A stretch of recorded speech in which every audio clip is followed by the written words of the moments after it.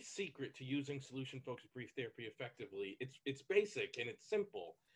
Because solution-focused brief therapy is kind of the interaction between the professional's questions and the client's responses, with the client's responses being much more central than the therapist's question. My role as a therapist is responsible to and related to the questions. So anytime I ask a question, I have a responsibility to get an answer. And that really is the secret sauce to using solution-focused brief therapy effectively. But it's a lot easier said than done sometimes. Like I was talking to a colleague today, and we were kind of role-playing different clients that this colleague might see, and they were trying to understand this idea of get a response, get a response, get a response. And he talked about working with a client where the desired outcome is being happy. So what are you best told from our talking? Client says, I'd like to be happy. And what would you notice in a world where you were being happy? My house would be peaceful and quiet. Suppose you came home from work on a day where your house is peaceful and quiet. What's the first thing you'd notice? And he said, my children would be sitting at the dinner table eating a meal.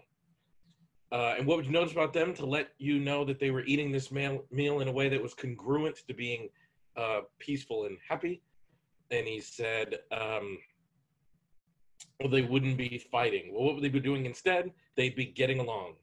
And then I asked, what would the children notice about you that let them know you noticed the peaceful and quiet home? And then this was where it gets interesting. He says, I don't think they would notice. So in essence, as we're doing this description, he's saying, I don't think they would notice, which in a way is an answer, but also a non-answer. So I have to continue to ask a question until the next detail that fits within the description would work. Because the answer, I don't think they would notice, does not fit within the description. So I have to keep asking a question until I get an answer that fits within the description. So he says, I don't think they would notice. And I say, but if they did notice?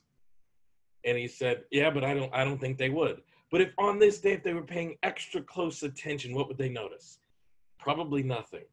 But if they were paying extra close attention as your children that have known you their entire life, what might they notice? You know, I really don't think they would notice anything. But if they caught one small thing, and he said, maybe I would smile. So how would the children know this was a smile that fits with the house is peaceful? I said, well, I would probably it would be like a real smile. But you see how you stick with it until you get an answer that fits with the description.